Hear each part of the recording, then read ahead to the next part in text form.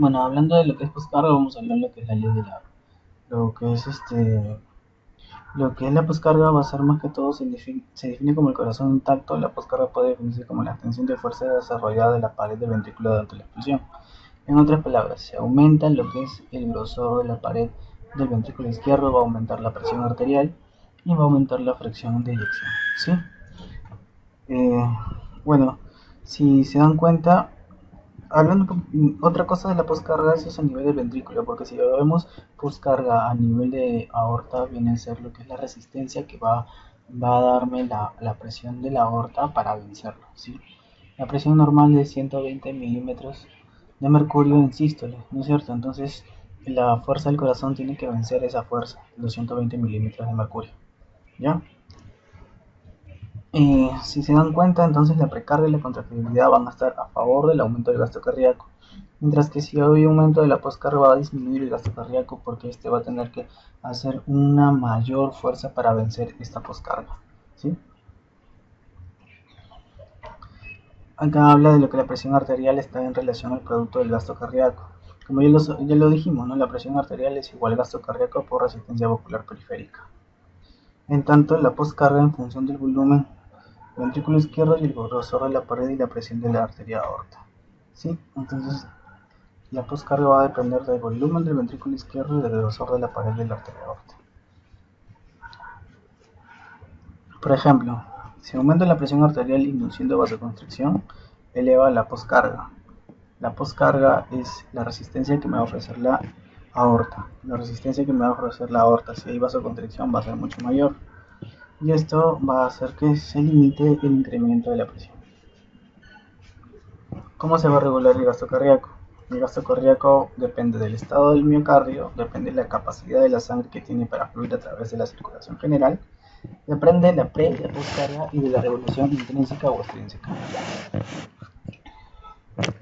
Si hablamos del estado del miocardio, nosotros tenemos que todo paciente normal tiene un miocardio normal. Cuando vamos a tener lesiones del miocardio, cuando vamos a tener un infarto, una insuficiencia o una hipertensión arterial. ¿Ya? La fisiopatología nueva que me va a dañar todo esto en lo que es una insuficiencia cardíaca va a ser la producción de aldosterona del corazón, produciendo lo que es el remodelado cardíaco, produciendo lo que es la hipertrofia y produciendo lo que es la insuficiencia cardíaca. Esa insuficiencia cardíaca me lleva a través de la hipertensión arterial. Para yo tener hipertensión arterial, ¿tengo que tener un daño en el endotelio o voy a tener un daño de la bomba del corazón? Un infarto agudo de miocardio, eso se produce cuando hay un taponamiento de una de las coronarias o una de sus colaterales, produciendo una lesión, luego una isquemia y una necrosis de las células miocárdicas. En simple tenemos el miocardio sano y un miocardio infartado, ¿no? Acá vemos lo que es la trombosis. Acá hay un trombo que ha dejado lo que es sin circulación a la arteria, a toda esta zona que está irrigada por esta arteria, ¿ya?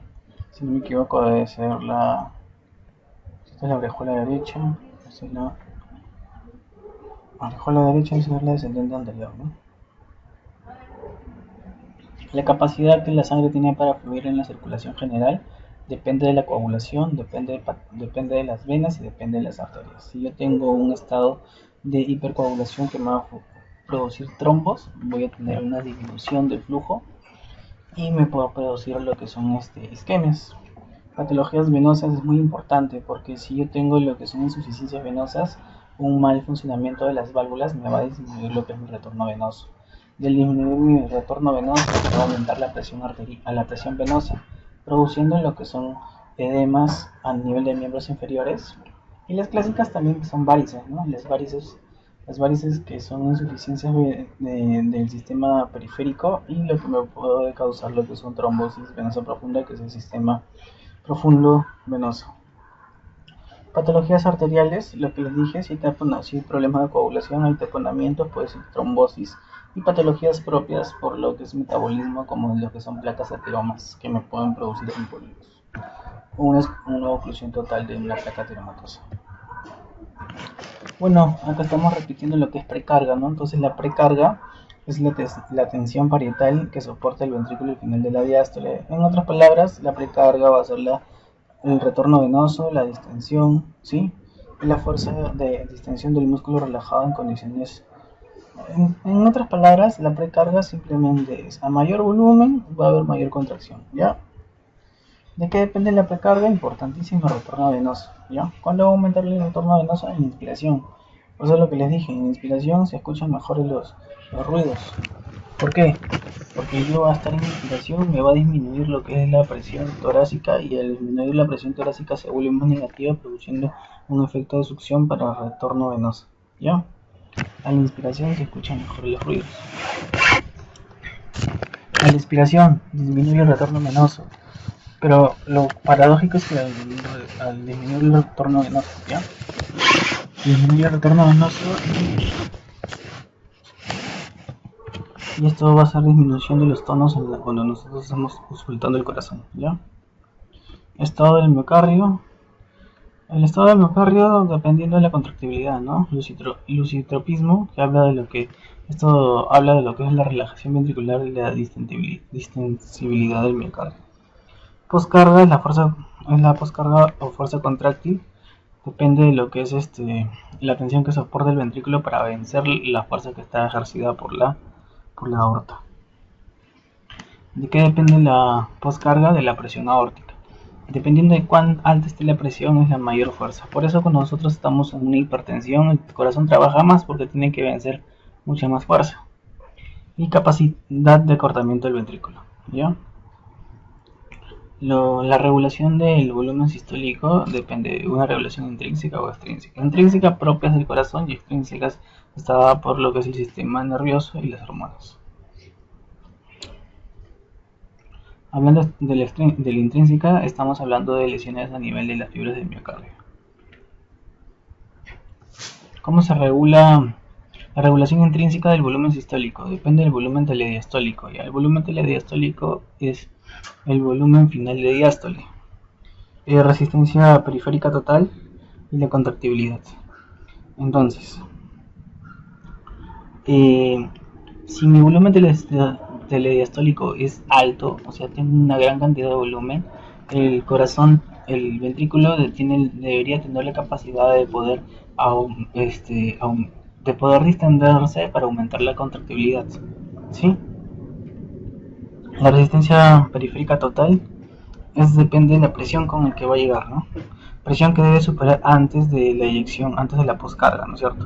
Si hablamos de resistencia vascular periférica, también está asociada a la poscarga porque es la fuerza que tiene que vencer el corazón, es la fuerza que tiene que vencer el corazón para vencer la presión de la aorta, en otras palabras. Y la contractibilidad es la capacidad que tiene el corazón de contraerse. Depende de qué, muy importante, del ATP y del calcio, ¿ya? Sarcoplasma es el que interviene acá por lo que son la liberación del calcio para producir lo que es la contracción, ¿no? Entonces, regulación intrínseca, tengo la regulación heterométrica que es la fuerza de Frank Starling, y la homeométricas que se basa en la disponibilidad de calcio, ¿no? A mayor calcio, mayor capacidad de contracción. Y el efecto de Botwich, frente a un aumento brusco de la frecuencia cardíaca, el músculo aumenta la disponibilidad de calcio y disminuye la contractibilidad. ¿Ya? ¿Qué quiere decir esto? Que si yo voy a aumentar mi frecuencia cardíaca, va a aumentar la disponibilidad de calcio. Quiere decir que va a haber más calcio circundante, pero disminuye la contractibilidad. ¿Ya? El efecto de Appenrett, relacionado con la resistencia de la salida de sangre y nivel de la aorta. La resistencia de la sangre provoca aumento de la contractibilidad y disminuye la disponibilidad de calcio. ¿Ya?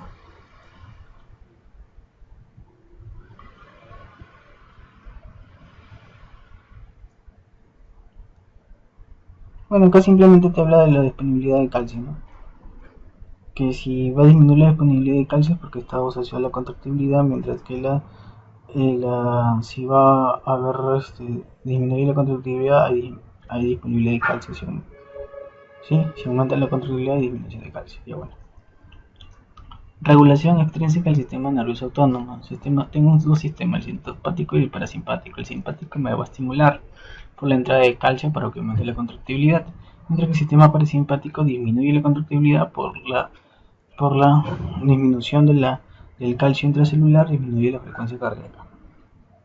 En otras palabras, el simpático me va a dar taquicardia, estimulación de la frecuencia cardíaca alta, más el parasimpático me tira más para la bradicardia, disminución de la frecuencia cardíaca.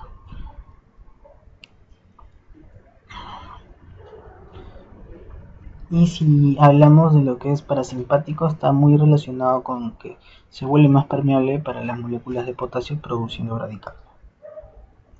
El retorno venoso depende de qué? Del flujo de sangre por los vasos generales, de la presión general media y de la presión de la aurícula derecha.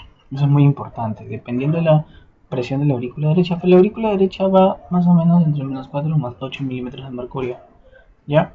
Cuando hay una inspiración se vuelve negativo y se vuelve más fácil de seccionar.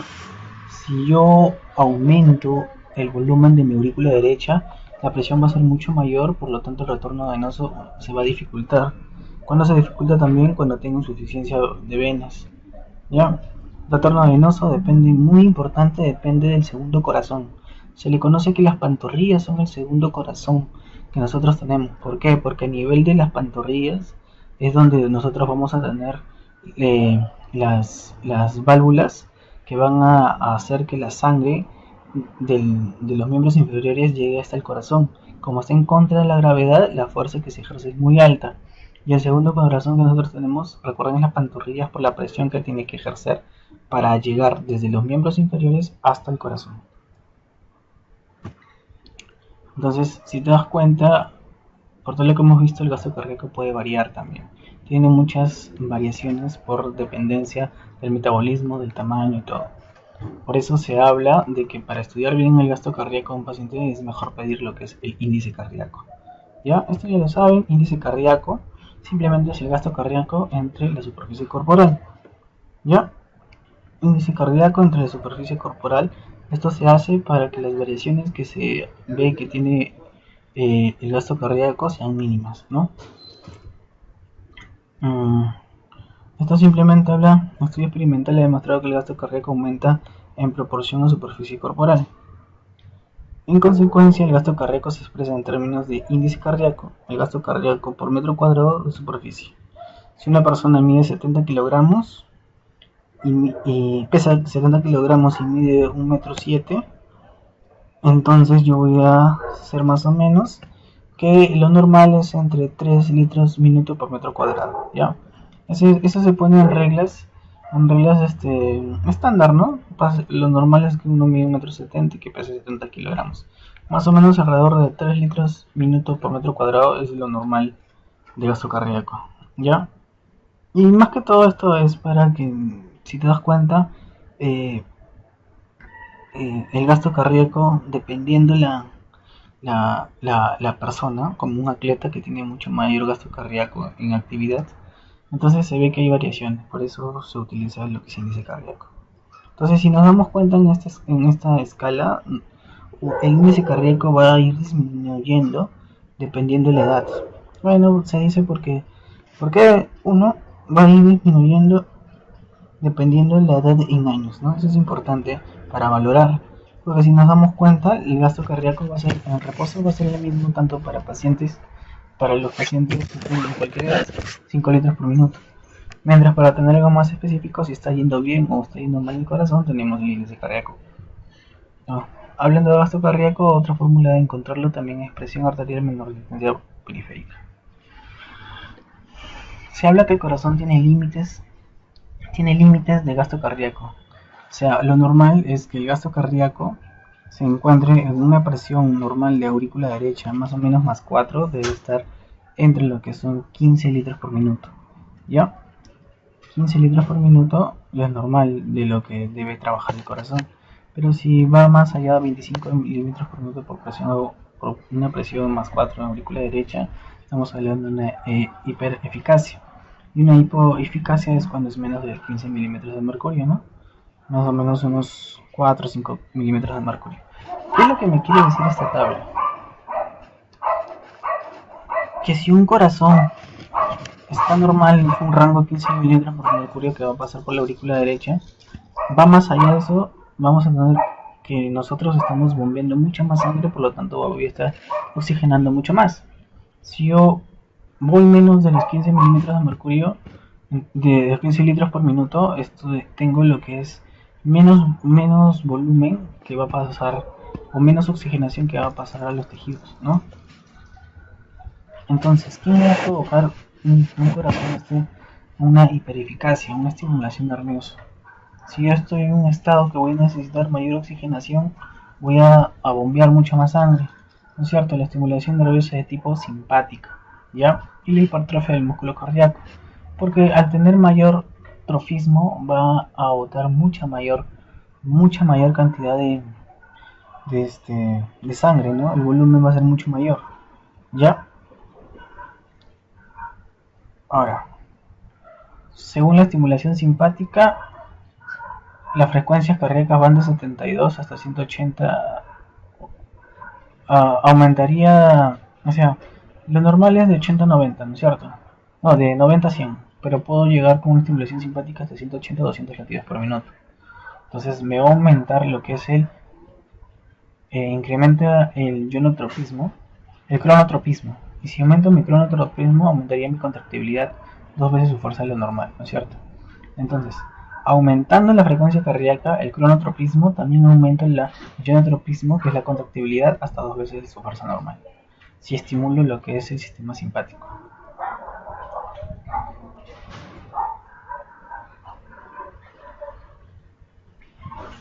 Hablando de lo que es si hay una hipertrofia cardíaca, cuando se aumenta la carga del trabajo, el músculo cardíaco aumenta su masa y fuerza de contracción. Entonces hablamos, por ejemplo, los corredores tienen aumento de masa cardíaca de 50 a 75% por su presión. Por eso es lo que al tener mayor presión van a liberar más volumen, por lo tanto van a tener un gasto cardíaco mayor. Por eso pueden llegar hasta 20 o 30, ¿ya? Pero esta hipertrofia se va a ver compensada por la bradicardia que van a tener los atletas de alto entrenamiento, ¿no? Entonces, si yo tengo una estimulación nerviosa o más la hipertrofia cardíaca, puedo llegar de 30 a 40 litros por minuto, que es lo que tienen los atletas de la competencia. Es por eso que ellos tienen ese gasto cardíaco. ¿Ya? Por eso es que ellos tienen el gasto cardíaco, porque van a tener una estimulación mucho mayor del sistema adrenérgico por el estrés que está causando la actividad deportiva que esté realizando y porque van a hipertrofiar su corazón, ¿ya? Ahora, esto de hipertrofia cardíaca en un atleta no es una hipertrofia que te daña el corazón, más bien es una hipertrofia de crecimiento, no de pared, pero sí de todo el corazón. Lo que pasa es que, es más, va a ser un estímulo de prevención cardíaca que van a tener ellos. Pero eso se pierde si uno entrena y llega a esa protección cardíaca que te da el entrenamiento. Tú dejas de entrenar y en 5 años perdiste esa, ese crecimiento cardíaco bueno, que se puede decir en esas palabras. Factores que provocan una hipoeficacia viene a ser un bloqueo coronario, ¿ya? Un bloqueo en la coronaria, una inhibición de la excitación nerviosa tipo simpática, factores patológicos que provocan alteraciones del ritmo, cardiopatías valvulares, aumento de la presión arterial, cardiopatía congénita, miocarditis, hipoxia cardíaca. Bueno, acá hablando, sistema nervioso para mantener la presión arterial. Si yo disminuyo mi gasto cardíaco, una hipoeficacia de gasto cardíaco, voy a tener que hacer una vasoconstricción. ¿Para qué voy a hacer la vasoconstricción? Para que aumente mi resistencia muscular periférica manteniendo la presión cardíaca. ¿Qué dice acá? Sistema nervioso para mantener la presión arterial. Control nervioso, dilatación de los vasos sanguíneos no produce ninguna modificación de la tensión arterial. Sin control nervioso, la dilatación de todos los vasos sanguíneos, caída de la presión arterial. Ya, entonces, ¿qué es lo que viene acá? ¿Cómo les explico esto? La presión arterial. Bueno, lo que quiere decir este gráfico es que si yo tengo una disminución de lo que viene a ser del gasto cardíaco, tengo poco volumen, me va a disminuir mi gasto cardíaco. Mi primer reflejo para compensar mi presión arterial va a ser aumentar la resistencia vascular periférica. Pero si yo aumento la resistencia vascular periférica, los órganos va a llegar poco flujo sanguíneo a los órganos, lo que me va a llevar a una hipoxia tisular. Por tanto, el primer mecanismo va a ser una vasoconstricción refleja, pero luego va a haber una vasodilatación. ¿Para qué? Para que esa poca cantidad de sangre que está llegando a los tejidos tenga mayor tiempo en el tejido y se pueda oxigenar con la poca cantidad de sangre que llega. ¿Ya? La presión arterial aumenta por medio de estímulos nerviosos. Se envían señales del sistema nervioso del músculo periférico, señales simultáneas, y envía señales a centros autónomos del sistema nervioso central que estimula actividad circulatoria, vasoconstricción, ascenso de frecuencia cardíaca, aumento de contractilidad. Eso me va a elevar la presión arterial. Ahora, si hablamos patologías de gasto cardíaco alto y bajo, gasto cardíaco alto. El gasto cardíaco alto se debe a la disminución de la resistencia vascular periférica. ¿Dónde vemos eso? Beriberi, por deficiencia de vitamina D. ¿Ya? Fístulas arteriovenosas, hay disminución de la resistencia vascular. ¿Ya? Hipotiroidismo, también hay disminución de la resistencia vascular periférica. Y lo que es gasto alto se debe a la disminución de la resistencia periférica. ¿Ya? Gasto alto, disminución de la... Estoy redundando, gasto alto. Y acá vamos a ver lo que es en anemia. ¿Por qué en anemia hay gasto alto? Porque al ver disminución de la hemoglobina va a haber poca oxigenación, por tanto voy a tener que tener una taquicardia compensatoria. ¿Para qué? Para que esa poca cantidad de hemoglobina circule mucho más rápido por los tejidos y pueda oxigenar. También hablan de lo que es disminución de la viscosidad de sangre y disminución del aporte de oxígeno de tejidos por la hemoglobina que les había comentado. Si hablo de gasto cardíaco bajo y alteraciones, es deterioro de se deteriora efectivamente el corazón como bomba. Entonces, si yo tengo una isquemia, si yo tengo un infarto del miocardio voy a tener lo que es una disminución del gasto cardíaco. ¿Dónde voy a tener gasto cardíaco bajo? También un taponamiento cardíaco. No va a haber contractibilidad, una pericarditis. ¿Ya? Gasto cardíaco bajo. Alteraciones de reducción excesivamente del retorno venoso. Entonces, si yo tengo poca sangre venosa que me va a llegar al corazón, voy a tener un gasto cardíaco bajo, pero esto más que todo es por un choque de tipo hipovolémico, ¿no es cierto? Es un ejemplo, choque de tipo hipovolémico, poco volumen de sangre que me llega al corazón, gasto cardíaco bajo. Entonces, esto es importante para recordar. El gasto cardíaco depende del volumen de sangre que voy a bombear por el ventrículo por minuto. Gasto cardíaco es frecuencia cardíaca por volumen sistólico. El gasto cardíaco se mide en litros por minuto. La frecuencia cardíaca es latidos por minuto. Volumen sistólico es litro por latido. Y yo voy a tener que el volumen sistólico es igual a volumen telediastólico menos el volumen telesistólico. Los volúmenes finales tanto en sístole como en diástole. Y si yo quiero sacar la fracción de eyección, a esa diferencia lo divido entre el volumen telediastólico, me va a dar un porcentaje que es mi fracción de eyección, que lo normal es mayor del 70%. Acá habló de lo que es la fracción de eyección, es lo que yo les dije. El volumen telediastólico menos el volumen telesistólico entre el volumen total o cuál es el volumen diastólico, ¿ya? 1%. Valores normal entre 50 y 70, ¿ya? Menos de 50 se habla de insuficiencia cardíaca. Ahora, ¿cómo voy a medir el gasto cardíaco? Lo que les voy a hablar es teórico. Ahora lo que se hace para medir gasto cardíaco es simplemente con un ecocardiograma, se mide más o menos el espacio y se ve se mide la contracción y por un ecocardiograma hay el área del ventrículo izquierdo, el multiplico y tiene el gasto cardíaco. Es más, hay otras fórmulas más complejas para ver el gasto cardíaco, ¿ya? Pero le estoy dando algo básico. Ahora lo que le estoy hablando para lo que es medir el gasto cardíaco, esto es teórico. Esta es medida de gasto cardíaco, pero ya dependiendo de la coloración de tinciones. Mira,